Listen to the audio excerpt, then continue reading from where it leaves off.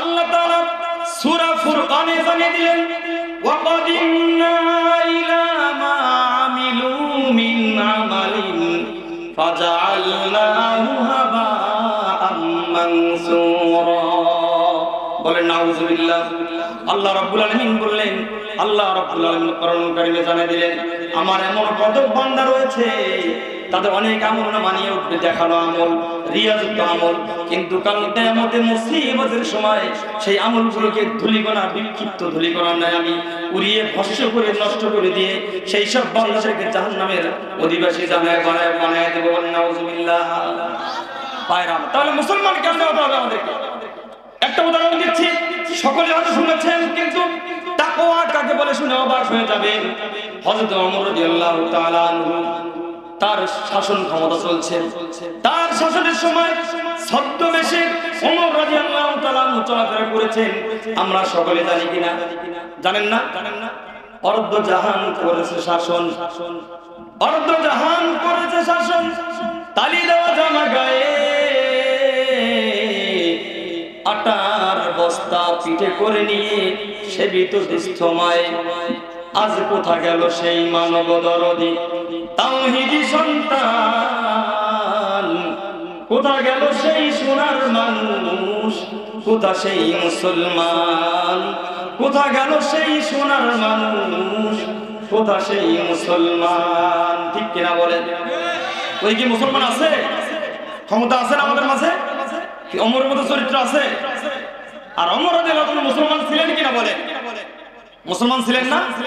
তাহলে উনি ক্ষমতা পেয়ে ছদ্মবেশে আটার বস্তা পিঠে করে নিয়ে চলাফেরা করলো, কিন্তু আমাদের সমাজের মেম্বার, চেয়ারম্যান, মন্ত্রী, এমপি, মিনিস্টার, প্রধানমন্ত্রী, রাষ্ট্রপতি এই কাজ করেছে, কেউ বলতে পারবেন? তাহলে কেমন হবে? মুসলমান তো তাদের মতো হতে হবে, নচেৎ সম্ভব নয়। প্রিয় ভাই আমার, ওমর রাদিয়াল্লাহু তাআলা আনহু ছদ্মবেশে রাতের আধারে তিনি ঘোরাফেরা করছেন।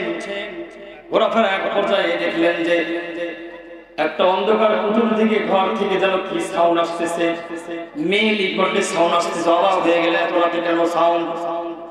কেন সাউন্ড হবে এত রাতে? সময়টা ঘুমাবে, কারণ রাত শেষে তো আসসালাতু খায়রুম মিনান নাওমের আওয়াজ হবে। সবাই দরজা খুলে মসজিদের দিকে দৌড়াবে। বলেন ঠিক কিনা? ঠিক না? মুমিনদের কাজ কিনা মুনাফিকের কাজ? এটা বলেন। ওদের সময় কি মুনাফিকরা টের পায় না মুমিনরা টের পায়? মুমিনরা টের পায়।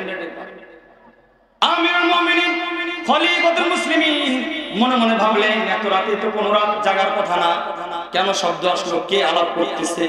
উনি হাঁটিয়ে ডিপা পা করে ওই আওয়াজগুলো নিজ কানে ভালোভাবে শোনার জন্য তিনি চেষ্টা করে একদম ঘরের নিকটবর্তী হয়ে গেলেন। গিয়ে শুনতে পেলেন এক বৃদ্ধা মা তার মেয়েকে বললেন, মা, আমরা তো গরিব মানুষ, আমরা দুধের ব্যবসা করি, ওই দুধে যদি পানি মিশায় দাও আমরা হয়তো একটু দিনার দিরহাম বেশি পাবো। বলেন সুবহানাল্লাহ, সুবহানাল্লাহ, বলেন নাউযুবিল্লাহ। মা তার মেয়েকে বলল, ও মা, তুমি দুধে একটু পানি মিশাও, তাহলে হয়তো একটু পানি মিশানোর কারণে দুধ একটু বেশি দেখা যাবে, আর দুধ বেশি বিক্রি হলে আমরা বেশি টাকা পাবো। ঠিক কিনা বলেন? আমাদের মাঝে আছে না এরকম? দুধে পানি মিশায় আছে কিনা বলে? এরকম এক লোক, ভাইরা আমার, যেহেতু সময় আমি এটা বলে শেষ করে দেবো।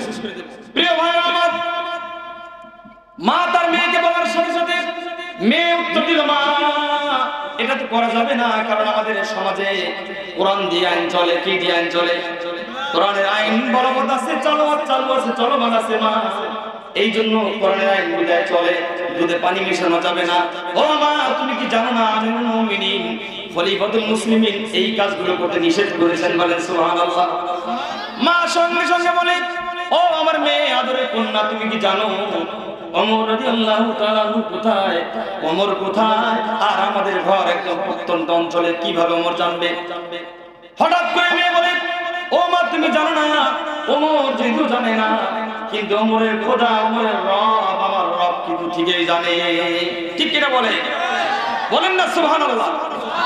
তার মানে তার মেয়ে বলছে, মা, তুমি জানো না ওমর যেহেতু আইন পাস করেছে, কোরআনের আইন, খাদ্যে ভেজাল মেশানো যাবে না। আমাদের সমাজে আছে কিনা? আছে না?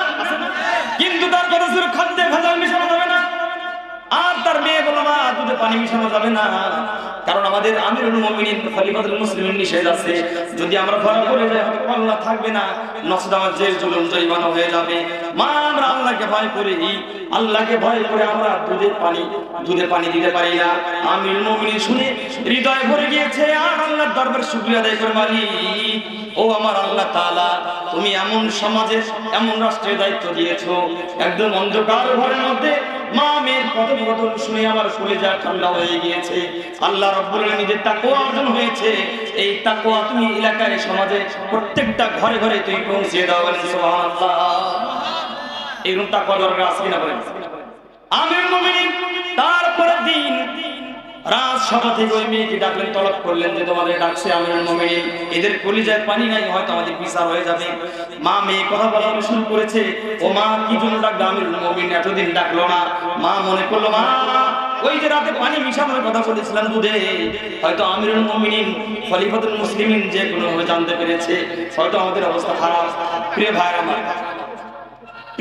আমার, যেহেতু আমাদের আলহামদুলিল্লাহ আমাদের মাহফিলে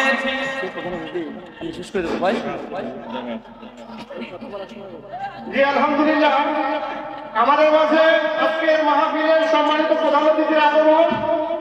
আমি স্বেচ্ছাসেবক ভাইদের দৃষ্টি আকর্ষণ করছি, আমাদের গাঙ্গীদের মেহমানকে বিশ্রামের জন্য গ্রহণ করা সেখানে নিয়ে যাও।